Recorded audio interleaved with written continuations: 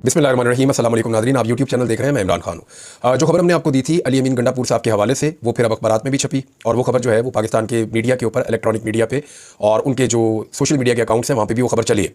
और अब सारे इसी बात का दावा कर रहे हैं कि अली अमीन गंडापुर साहब ने कहा कि मैं अपने अल्फाज पर कायम हूँ, जो मैंने जलसे में कहा मैं उन बातों पर खड़ा हूँ, 1 इंच पीछे नहीं हटूंगा और माफ़ी नहीं मांगूंगा। और हुआ ये था कि जैसे रिपोर्ट किया जा रहा है उसमें कहा जा रहा है कि गायब हो जाने वाले अली अमीन गंडापुर साहब ने पार्टी को बताया कि उन्हें ज़बरदस्ती नहीं बिठाया गया था, बल्कि सरकारी हुकाम के साथ इजलास के लिए उन्हें रुकना पड़ा था। जबकि तकरीर के हवाले से कहा कि अपने अल्फाज पर कायम हूँ और माफ़ी नहीं मांगूंगा। बार बार अरकान असम्बली जो हैं और जो पाकिस्तान तहरीक इंसाफ के लोग हैं वो अली अमीन गंडापुर साहब से पूछ रहे थे कि आपके साथ हुआ क्या, 7 घंटों तक आप लापता रहे, पता ही नहीं चला, पूरी पार्टी परेशान थी।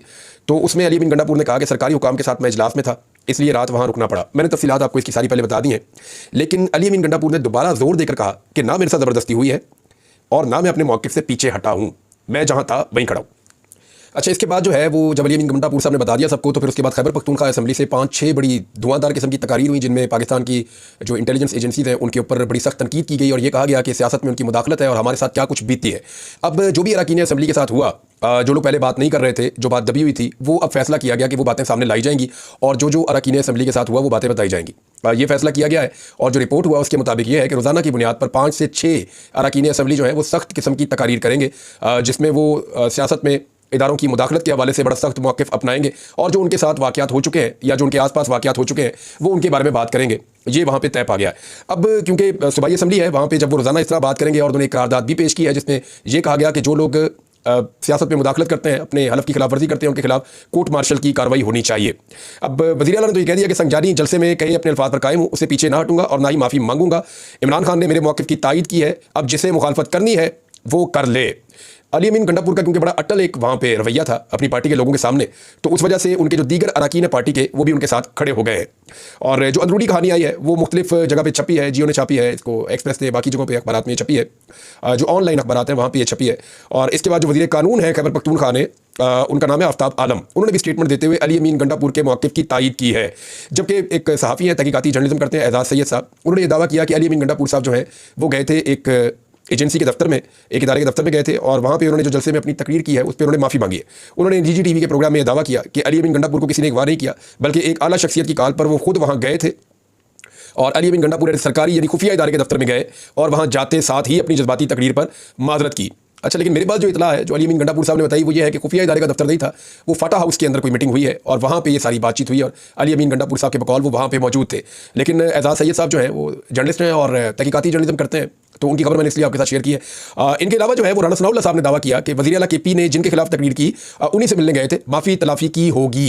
ये राना सनाउल्लाह साहब का अंदाज़ा है कि पॉलिटिकल लोग जो है वो ये जानते हैं कि पॉलिटिकल आदमी पाकिस्तान में कितना तगड़ा हो सकता है। लेकिन राना सनाउल्लाह साहब ने कभी वो पॉपुलैरिटी इंजॉय नहीं की या वो अवामी ताकत इंजॉय नहीं की जो इस वक्त पाकिस्तान तहरीक इंसाफ के पास है, तो इसलिए राना सनाउल्लाह साहब शायद उनकी असेसमेंट भी दुरुस्त ना कर पा रहे हों। दूसरी तरफ जो पाकिस्तान तहरीक इंसाफ है उसके जो सबसे नरम आदमी आप कहते हैं तो आप बैरिस्टर गौहर साहब को कहते हैं, उन्होंने भी स्टेटमेंट दिया कि अली अमीन ने जो कहा सब ठीक है, हमने तकरीर पर कोई माफ़ी नहीं मांगी, उन्होंने जो कुछ कहा सब ठीक है। ये रिहा हो गए चेयरमैन पाकिस्तान तहरीक इंसाफ बैरिस्टर गौहर, और उन्होंने कहा कि सहाफ़ियों से मुताल्लिक अली अमीन की गुफ्तगू से किसी की दिलादारी हुई है तो उस पर मादरत की गई है। बहरहाल जो बाकी उन्होंने कहा वो सारी चीज़ें उनकी हम तायद करते हैं, हम अली अमीन गंडापुर के साथ खड़े हैं। पाकिस्तान तहरीक इंसाफ पार्लियामेंटेरियंस के जिस्मानी रिमांड को हाई कोर्ट में हम चैलेंज करने जाएंगे, वहाँ पे रिमांड हो गया ना, उसको वो कह रहे हैं जब हम चैलेंज करेंगे। तो माफ़ी वाला मामला जो है वो अब ज़ेर बहस है कि अली अमीन गंडापुर ने मांगी या नहीं मांगी। लेकिन ये जो सेशन चल रहा है, इस सेशन के इख्तिताम के बारे में दावा किया जा रहा है कि आखिरी दिन अली अमीन गंडापुर साहब तकरीर करेंगे और उनकी बड़ी धुआंधार तकरीर होगी और वहाँ से पता चलेगा कि एक्चुअली हुआ क्या और मामला किस तरफ जा रहे हैं।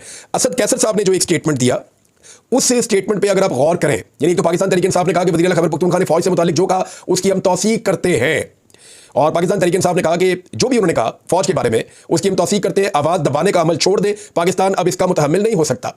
ये पेशावर में आदम सवाती, उमर अयूब और असद कैसर के हमरा प्रेस कॉन्फ्रेंस कर रहे थे सीनियर रहनुमा सलमान अकरम राजा साहब। ये इमरान खान साहब की चॉइस भी है next secretary general Pakistan Tehreek Insaf के लिए। उन्होंने कहा कि मुल्क के जमहूरी अमल पर कुछ लोग हावी हैं, अब जरूरी है कि पाकिस्तान के जमहूरी अमल और आईन को आज़ादी दी जाए। सलमान अकरम राजा ने कहा कि हमने पाकिस्तान के 77 साल ज़ाया कर दिए, आज खित्ते के तमाम ममालिक हमसे आगे हैं, तो उस पर हमें सोचना होगा। मंजूर नज़र जजों को तौसीह देने के लिए कानून साजी की जा रही है, मगर अब हम हर सतह पर एहतजाज करेंगे, ऐसा नहीं चलने देंगे। वज़ीर आला से मेरी तफसीली गुफ्तगू हुई, उन्होंने ख़वातीन से मुताल्लिक तौहीन आमेज़ गुफ्तगू नहीं की, बल्कि उनकी बात का मतलब कुछ और था। अली अमीन गंडापुर ने तकरीर में कहा कि अगर लाहौर में जलसे की इजाज़त ना दी गई तो बैंड बाजे के साथ आएंगे, बताया जाए कि इसमें ख़वातीन की तौहीन कैसे हुई। सहाफ़ी इस वक्त मुल्क में जहाद कर रहे हैं, हम उन्हें खराज तहसीन पेश करते हैं, मगर कुछ काली भेड़ें भी मौजूद हैं। अली अमीन का नुक्ता नज़र सहाफ़त में मौजूद काली भेड़ों से मुताल्लिक था। ये बात अली अमीन गंडापुर ने मुझे बताई थी, मैंने आपको रिपोर्ट की है। अगर सहाफती बरादरी की दिलादारी हुई तो हम मादरत ख्वाह हैं। जो लापता लोगों को अपने ड्राइंग रूम में बिठाकर इंटरव्यू करते हैं, इन पर तनकीद जायज़ है। यानी आपने देखा पाकिस्तान में ये भी एक बहुत लो था सहाफत का कि बेचारा झगड़ा हुआ आदमी है, उसको लापता किया गया है और वो गायब है, उसके घर वाले उसको ढूंढ रहे हैं, अदालतों में केस चल रहे हैं। अचानक वो बंदा उनके दफ्तर के अंदर पहुंच जाता है और बल्कि पहुंचा दिया जाता है और तय करके पहुंचाया जाता है। सवालात भी पहले से मौजूद होते हैं। फिर उस बंदे को जरगमानी की हालत के अंदर उसका इंटरव्यू किया जाता है और वो इंटरव्यू ऑन एयर होता है और वो बंदा अपने घर पहुंच जाता है। यानी इस तरीके से इंटरव्यूज किए और हमारे सहाफियों ने किए, हमारे अपने दोस्तों ने किए। ये बड़ा अनफॉर्चुनेट है। पाकिस्तान तहरीक इंसाफ क्या, बाकी तमाम पॉलिटिकल पार्टीज को भी ऐसे सहाफियों का मुहासबा करना चाहिए और उन्हें देखना चाहिए कि ये तो इंसानी हुकूक की बदतरीन खिलाफ वर्जी है कि एक ऐसा आदमी जिसको गैर कानूनी तौर पे अगवा किया गया था, जिसको गायब कर दिया गया था, जबरी तौर पे गुमशुदा था, उस आदमी का वो इंटरव्यू ले रहे हैं और उससे एक वाले जुर्म टाइप का करवाया जा रहा है और जबरदस्ती करवाया जा रहा है। और वो तमाम लोग जो है वो कल आने वाले दिनों में बताएंगे कि हमारे इंटरव्यूज कैसे हुए थे। जैसा कि उस्मान डार ने कहा कि मेरा इंटरव्यू जबरदस्ती करवाया गया था, जैसा कि शेख रशीद ने कहा कि मेरा इंटरव्यू भी जैसे करवाया गया, मुझे तो वहां जाके पता चला कि मेरे साथ गेम क्या हो रही है। फिर सदाकत अब्बासी साहब से मेरी मुलाकात हुई, जैसे उनका इंटरव्यू करवाया गया, उन्होंने बताया कि मैंने तो जितना मेरे पे जोर डाला गया उसका 10% भी नहीं बोला। तो इस तरह ये जो हरकत की गई है इसके ऊपर तो पाकिस्तान तहरीक इंसाफ को बहुत तकलीफ है। बाकी पॉलिटिकल पार्टीज को भी आवाज उठानी चाहिए। पाकिस्तान तहरीक इंसाफ ने 9 सितंबर को मुल्की तारीख का स्याह तरीन दिन करार दे दिया है। उन्होंने कहा जी कि इससे कबल 9 मई का बहाना बनाकर इमरान खान को निशाना बनाया गया। तहरीक इंसाफ जुमे को मुल्क गिर एहतजाज करने जा रही है, इसका उन्होंने अनाउंसमेंट कर दिया। उन्होंने कहा पाकिस्तान तहरीक इंसाफ पूरे पाकिस्तान के अंदर अब एहतजाज करेगी और एहतजाज का सिलसिला जारी रहेगा। तहरीक इंसाफ में देखिए मौसम आ गया एहतजाज का, गर्मियां खत्म हो गई और अब हर हफ्ते एहतजाज पाकिस्तान तहरीक इंसाफ कर सकेगी। बहुत सारी जगहों पे पाकिस्तान तहरीक इंसाफ के वर्कर आज खुद निकलते हैं झंडे लेकर और रैलियां निकालते हैं, लाहौर में, इस्लामाबाद में, रावलपिंडी में, कराची में। तो ये सिलसिला तो पहले शुरू हो गया। छोटे शहरों से रिपोर्ट नहीं होता, जब वहां से चीजें आएंगी तो वो भी रिपोर्ट होना शुरू हो जाएगी। असद कैसर साहब ने कहा हालात जिस तरफ बढ़ रहे हैं इससे हमें परेशानी हो रही है। और उन्होंने एक और बात की असद कैसर साहब ने, जहां से एक नई डिबेट शुरू हो गई है। असद कैसर साहब का कहना है हमारी जंग शुरू है, अब हम मुजामत की तरफ जा रहे हैं। और उन्होंने मीडिया से बात करते हुए कहा कि सेनेट में खैबर पख्तूनख्वा की नुमाइंदगी ना हो, ये कैसा इत्तफाक है। इस वक्त हालात इतने खतरनाक है, बलूचिस्तान में अमली तौर पर हुकूमत की रिट खत्म हो चुकी है। उन्होंने कहा पार्टी रहनुमाओं की गिरफ्तारियों के हवाले से मैं बात कर रहा हूं कि अब हमारी जंग शुरू हो गई है, अब हम मुजामत की तरफ जा रहे हैं, आइन और कानून के अंदर रहकर जद्दोजहद करेंगे।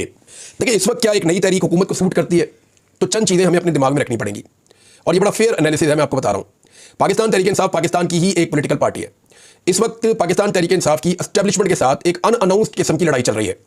इसके बेनिफिशियरी वो तमाम पॉलिटिकल पार्टीज हैं जो मकबूलियत में पाकिस्तान तहरीक इंसाफ का मुकाबला नहीं कर सकती। तहरीक इंसाफ वो वाहिद पॉलिटिकल पार्टी है जो इस वक्त कौम परस्त जमातों के अलावा ये वाहिद पॉलिटिकल पार्टी है जो इस वक्त पूरे पाकिस्तान में एहतजाज की कॉल दे सकती है और बड़े पैमाने पर एहतजाज कर भी सकती है। लेकिन अगर ये मुजामत का रास्ता इख्तियार करते हैं और हुकूमत जो है वो उसके बाद मुरम्मत का रास्ता इख्तियार करती है, दोबारा से वो गिरफ्तारियां करती है या दोबारा से वो लोगों को पकड़ के अंदर डालती है या लोगों को लापता किया जाता है, तो क्या गुज़िश्ता 2 साल में ये फॉर्मूला काम किया? 2.5 साल से पाकिस्तान तहरीक इंसाफ मार खा रही है ना। 9 मई के बाद जितनी मार पड़ी है, 10,000 के करीब कारकुन गिरफ्तार हुए उनके, क्या उसके बाद पार्टी खत्म हो गई? या 10,000 लोगों को क्या दोबारा गिरफ्तार किया जा सकता है? क्योंकि पिछली मरतबा 10,000 लोगों की गिरफ्तारी की कीमत पाकिस्तान अभी तक चुका रहा है। पाकिस्तान में कॉन्फिडेंस बिल्ड नहीं हो रहा, रेवेन्यू कलेक्शन नहीं हो रही, ओवरसीज पैसा नहीं भेज रहे। पाकिस्तान में जो सियासी अदम इस्तेहकाम है उसकी वजह से दोस्त ममालिक ट्रस्ट नहीं कर रहे। कोई भी मुल्क या कोई बड़ी पार्टी पाकिस्तान के असासों को खरीदना नहीं चाह रही जो हम बेचना चाह रहे हैं। हमें रोल ओवर नहीं मिल रहा प्रॉपर तरीके से, ना वो हाँ कर रहे हैं ना वो ना कर रहे हैं। और सऊदी अरब तो ये कह रहा है कि आप अपने एसेट समेत दें जो खासतौर पर रेको के हैं। अब इस सारी सिचुएशन को आप देखें, IMF की डील आपको मिल नहीं रही। 18 तारीख तक का भी शेड्यूल आ गया, उसमें भी पाकिस्तान एजेंडे के ऊपर नहीं है। अगर ये महीना गुजर जाता है इसी तरह, यानी 2 या 3 शेड्यूल और आएंगे, अगर ये महीना गुजर जाता है और IMF पाकिस्तान के बारे में कोई फैसला नहीं करता, तो फिर पाकिस्तान की समाही रिपोर्ट के ऊपर वो फैसला करेंगे। और समाही रिपोर्ट जो पाकिस्तान की आ रही है उसके नतीजे में तो मुझे लगता है कि एक मिनी बजट आ रहा है जो जून में आने वाले बजट से भी ज्यादा खौफनाक और बदतरीन होगा। मुझे ऐसा लगता है कि हुकूमत वो बजट, मिनी बजट अपने गले में नहीं डालना चाहती। वो उससे पहले एक तसादुम चाह रहे हैं कि इतना उकसाया जाए लोगों को कि लोग लड़ाई पे उतर आए और ये सारा मलबा किसी और पे डाल दिया जाए। लेकिन मेरे ख्याल में पाकिस्तान को ये सूट नहीं करता, किसी भी हुकूमत को ये सूट नहीं करता। इस वक्त पाकिस्तान को इस्तेहकाम चाहिए, ये बात बिल्कुल ठीक है। लेकिन इस्तेहकाम के लिए 2 चीजें हैं ना, या तो आप लोगों को पॉलिटिकल आज़ादी दे दें, आप जमहूरियत पाकिस्तान के अंदर नाफिज कर दें, आप रूल ऑफ लॉ पाकिस्तान के अंदर रखें, तो फिर तो चीज़ें ठीक हो जाएंगी, फिर तो चीज़ें ट्रैक के ऊपर आ जाएंगी। लेकिन अगर लोग अपना पॉलिटिकल हक इस्तेमाल कर रहे हैं, उनको आप बार बार गिरफ्तार कर रहे हैं, वो अपना मैंडेट मांगने आते हैं, अपने पकड़ के अंदर कर देते हैं। दहशतगर्दियों के और गद्दारियों के मुकदमात लगातार होते चले जाएंगे। अगर FIA को और पुलिस को लगातार इस्तेमाल किया जाएगा, लॉ इन्फोर्समेंट को, एजेंसीज को, सबको इस्तेमाल किया जाएगा एक पॉलिटिकल पार्टी को तोड़ने और नीचा दिखाने के लिए या उन्हें कमजोर करने के लिए, तो ऐसी सूरत में तसादुम होगा। गुज़िश्ता 2.5 साल में जो पॉलिटिकल पार्टी बदतरीन मजालम के बावजूद नहीं टूटी, क्या वो अब टूट जाएगी? क्या रियासत इस बात के लिए तैयार है कि 20 से 25 हज़ार बंदा दोबारा जेल में डाल दे? लेकिन अगर मजीद लोग जेल में डाल दिए गए तो क्या वो हमेशा जेल में रहेंगे? क्या पाकिस्तान जेलों में उनका बोझ उठा पाएगा? अल्टीमेटली वो लोग बाहर आ जाएंगे। जब वो लोग बाहर आ जाएंगे तो 2 चीजें हो जाएंगी। एक, आलमी सतह में पाकिस्तान की बहुत बदनामी हो जाएगी कि इंसानी हकूक के मामलात में पाकिस्तान मजीद डाउन चला जाएगा। पाकिस्तान के ऊपर खुदा न खास्ता सैंक्शंस भी लग सकती हैं, दुनिया में लगती हैं, ऐसे प्रॉब्लम्स होते हैं। अच्छा, दूसरा मामला यह है कि ना सिर्फ यह है कि पाकिस्तान डाउन जाएगा, पाकिस्तानियों का सिस्टम के ऊपर से एतबार मजीद उठेगा। और दूसरा, पाकिस्तान तहरीक इंसाफ की तहरीक मजीद तगड़ी हो जाएगी।